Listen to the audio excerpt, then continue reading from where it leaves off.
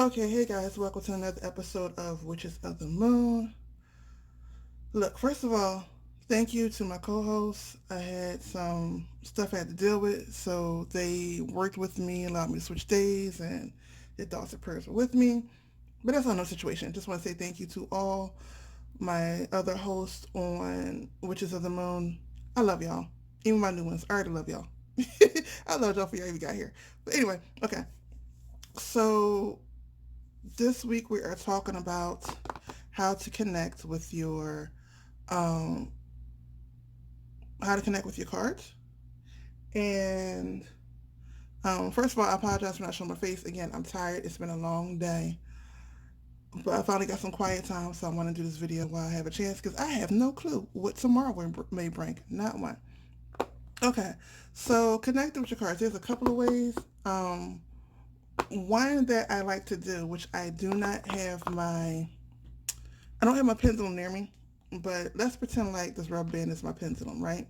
So what I do is it's my pendulum, and again, if you watch my other video, the pendulum was the first thing I started out in when doing divination.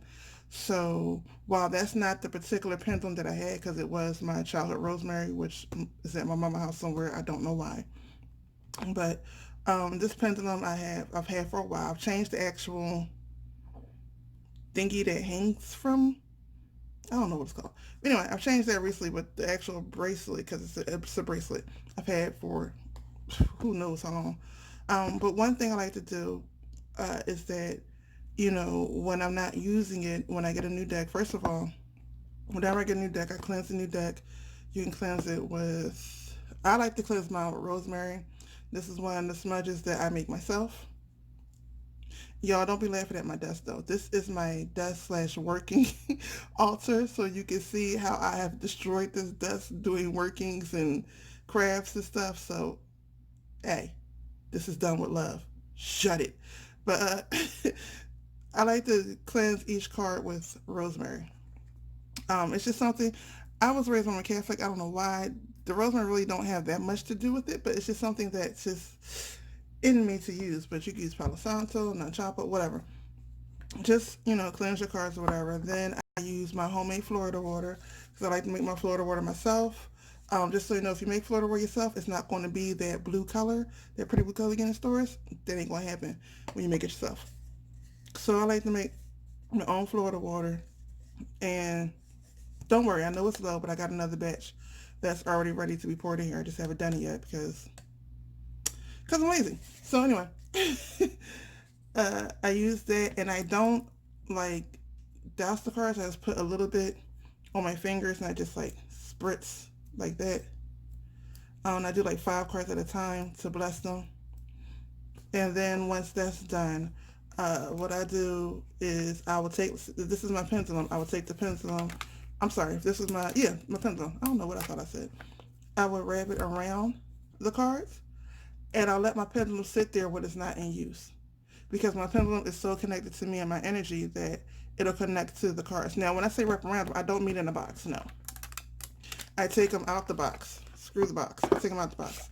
If any of you have ever gotten my readings or even gotten free readings from me when I was doing on Periscope and stuff like that, I'm gonna get back to that. I'll probably get back to doing more Instagram and YouTube. But anyway, for those who got free readings from me before, y'all know y'all seen these cards all the time. I love this card. I love these cards. I love this deck.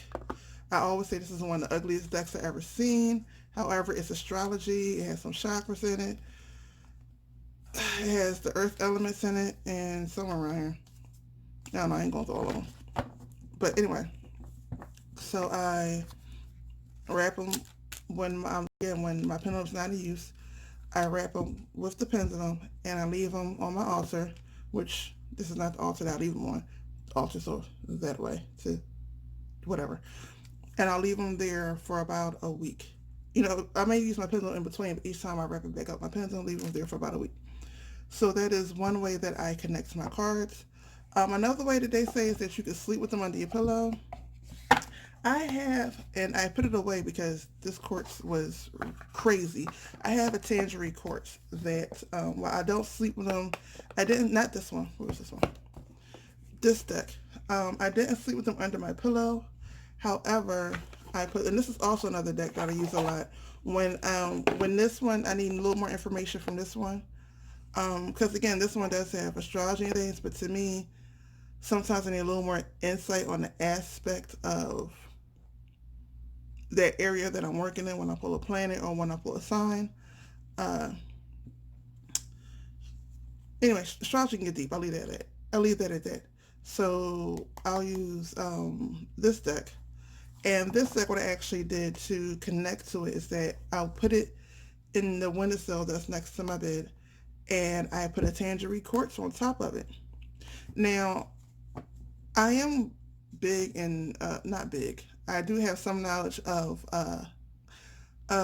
stones and crystal stuff. However, a tangerine quartz I have found does wonders for the dreamland.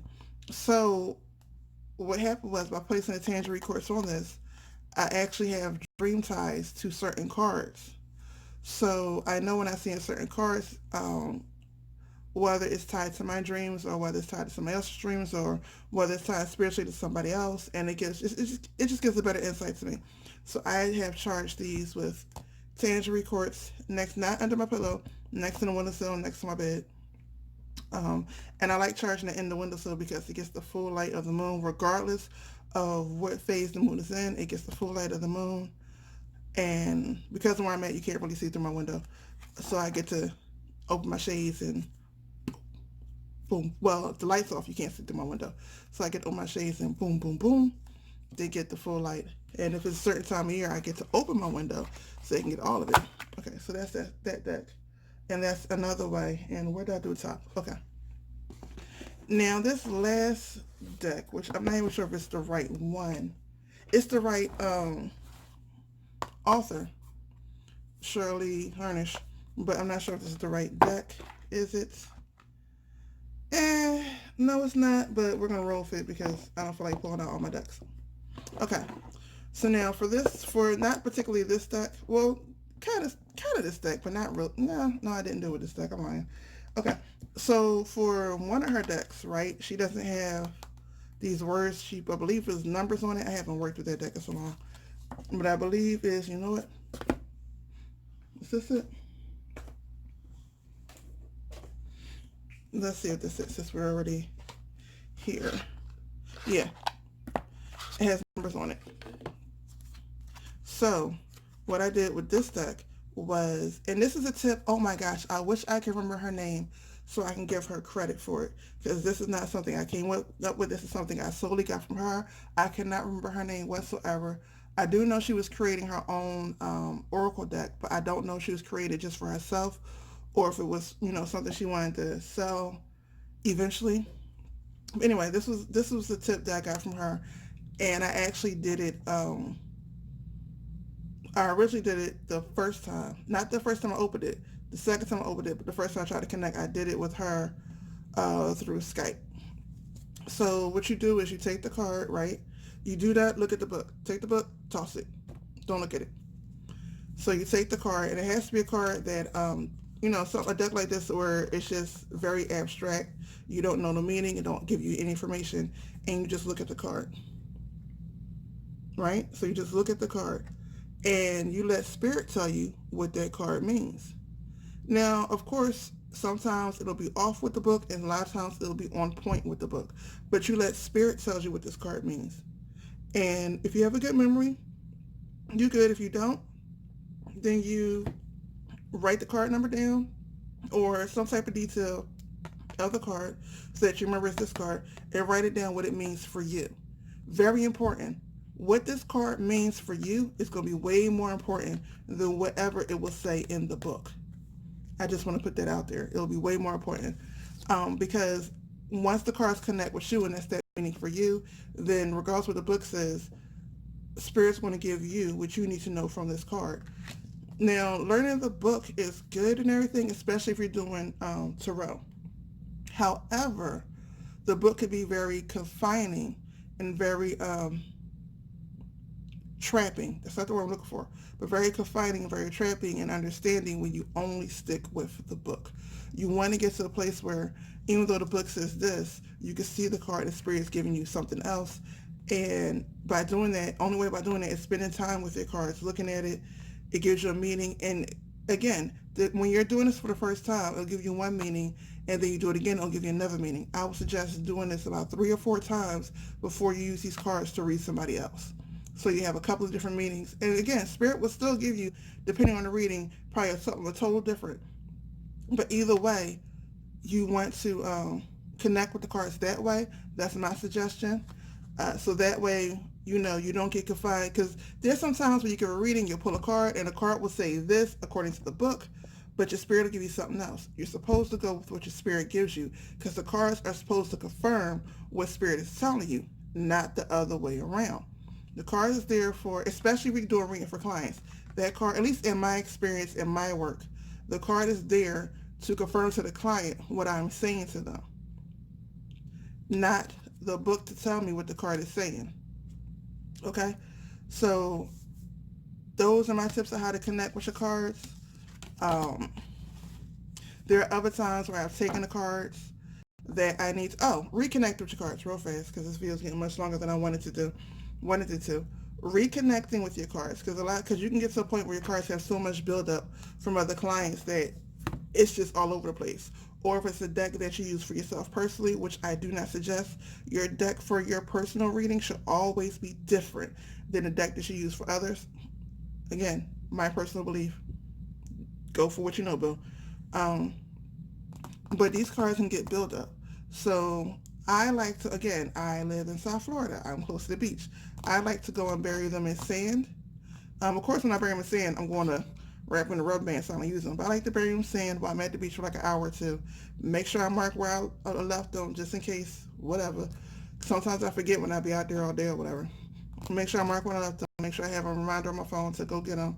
And I'll dig them up for that sand, because sand has negative ions, which in the real world works as positive ions, which grounds and recharges. You can also smudge them again. I prefer not to smudge my cards, because that would take away all the energy off the cards, and I don't want to take away a spiritual connection from my cards. I just want to take off the grime or the spiritual buildup off my cards. So I tend to do that, and that's another way. And then once you do that, what I do after that is I leave them out in the sun, and depending on how many people's at the beach, I may lay all the cards, because people get newsy and I don't want them energy in my cards. But depending on how many people's out on the beach, I may lay the cards all the way out, like just spread them and lay them out, so each card can get it. Or I'll leave it like this, or I'll put them in half and leave them like that, half here, half there, and I'll do it like that so the sun can charge them, and then I'll put them away. And yeah, that's how I connect to my cards. That's how I make my connection to my cards. Hopefully this works for you. If it doesn't, there's plenty of people to watch. So you can find out what way works for them and try for them. I'm just giving you the ways that work for me, and we can go from there. So again, guys, I'm sorry that I'm not showing my face. It has been a very long day. Again, thank you to my co-hosts not saying co-hosts because we're all hosts. Thank you to the other hosts of this channel for understanding my situation of what happened today. Thank you all for watching. Don't forget to watch everybody's videos. Don't forget to comment. Don't forget to thumbs up. Don't forget to subscribe. And if you haven't subscribed, what you doing with your life? I already binge watched a couple of videos. Plain and simple, because it's Witches of the Moon. Boom. Other than that, stay blessed to be a blessing, and I'll see y'all next video. Peace. Oh, wait. Peace. Forgot to say, really quickly, guys. Just want to say really quickly again, one of the best ways to, or at least I found in my experience, to connect with a deck is that when you're picking a deck, go for what your spiritual call to. Don't go for what is popular, what most people say to you. Excuse me. What most people say to you. I have no idea why I'm belching. I didn't even eat. I need to eat. Anyway, what most people are saying are popular, what most people say to use. Next to that, go for what naturally goes with your spirit. Me, most people know I'm into astrology. I love astrology. So, of course, an astrology deck is going to call to me. And don't be ashamed that, how do I say this? Don't be ashamed to admit that certain decks don't call to you. Me being a person of, there are a lot of decks that I just can't connect to. I've tried it.